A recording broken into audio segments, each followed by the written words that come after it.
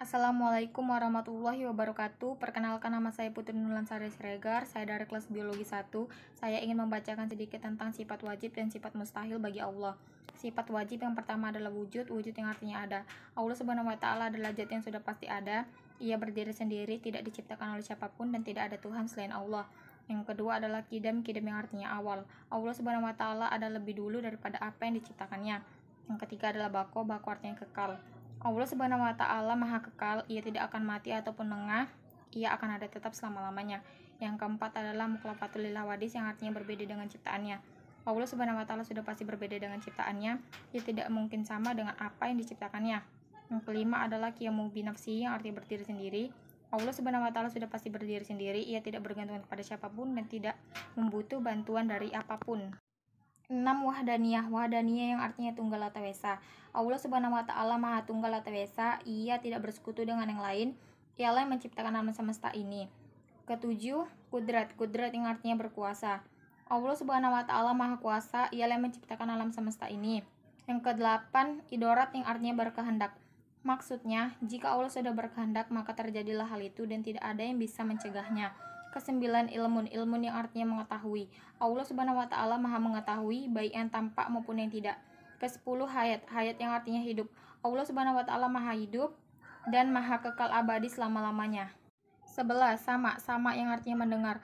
Allah Subhanahu wa taala Maha mendengar baik yang diucapkan maupun yang disembunyikan. Ke-12, basar yang artinya melihat. Allah Subhanahu wa taala Maha melihat, bahkan yang kasat mata pun Allah bisa melihatnya. Ke-13, kolam yang artinya berfirman. Allah itu berfirman, Ia bisa berbicara atau berkata secara sempurna tanpa bantuan orang lain. 14, qadiron yang artinya berkuasa. Allah Subhanahu wa taala Maha berkuasa atas segala pada alam semesta ini.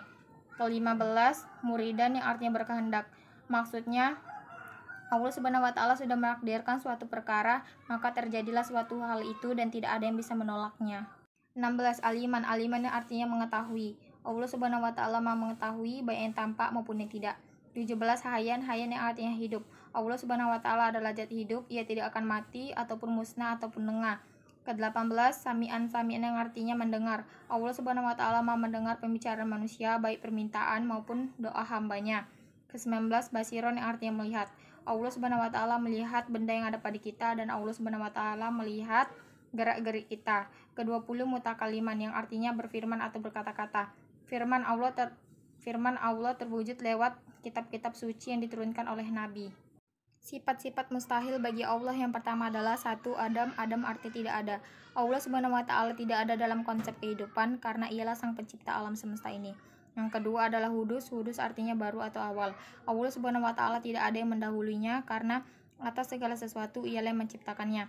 Yang ketiga adalah fana artinya tidak kekal. Kehadirat Allah Subhanahu wa taala tidak ada permulaan ataupun keakhiran karena Ia Maha kekal abadi selama-lamanya. Keempat, mumasalatul lil hawadis artinya serupa. Allah Subhanahu wa taala tidak mungkin sama dengan apa yang diciptakannya karena Allah Subhanahu wa taala sudah pasti berbeda dengan apa yang diciptakannya.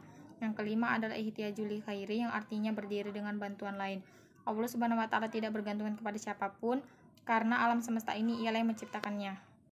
6. Ta'addud artinya terbilang. Allah Subhanahu wa taala tidak terbilang karena Allah Subhanahu wa taala Maha Esa atau tunggal atas kebesarannya. Ke-7, adjuna yang artinya lemah. Allah Subhanahu wa taala tidak mungkin memiliki kelemahan atas apa yang Ia kehendaki. Ke-8, koraha yang artinya terpaksa. Allah Subhanahu wa taala tidak mungkin terpaksa melaksanakan apapun yang telah Ia kehendaki. Ke-9, jahlun yang artinya bodoh. Allah Subhanahu wa taala tidak mungkin memiliki sifat bodoh karena Ia mengetahui atas segala sesuatu. Ke-10, maut yang artinya mati. Allah Subhanahu wa taala tidak mungkin bisa mati karena Allah Subhanahu wa taala memiliki sifat yang kekuatannya kekal abadi selamanya. Yang ke-11, saman artinya tuli. Allah Subhanahu wa taala tidak mungkin tidak bisa mendengar karena Allah Subhanahu wa taala Maha mendengar atas segala sesuatu. Yang ke-12, ama yang artinya buta. Allah Subhanahu wa taala tidak mungkin buta, bahkan yang kasat mata sekalipun Allah bisa melihatnya. Yang ke-13, bakuman artinya bisu. Allah Subhanahu wa taala tidak mungkin bisu atau diam karena Allah Subhanahu wa taala bersifat kalam yakni berfirman atas keselamatan manusia.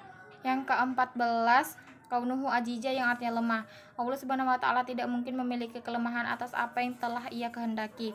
Yang ke-15, kaunuhu murikon yang artinya terpaksa. Allah Subhanahu wa taala tidak mungkin terpaksa melaksanakan apapun karena Allah Subhanahu wa taala memiliki kekuatan atas kebesarannya. Yang ke-16, kaunuhu jahilun, yang artinya bodoh. Allah Subhanahu wa taala tidak mungkin memiliki sifat bodoh karena atas segala pengetahuan ialah yang menciptakannya. Yang ke-17, kaunuhu mayitan, yang artinya bisa mati. Allah Subhanahu wa taala tidak mungkin bisa mati ataupun lengah karena Allah Subhanahu wa taala akan kekal abadi atas kekuatannya.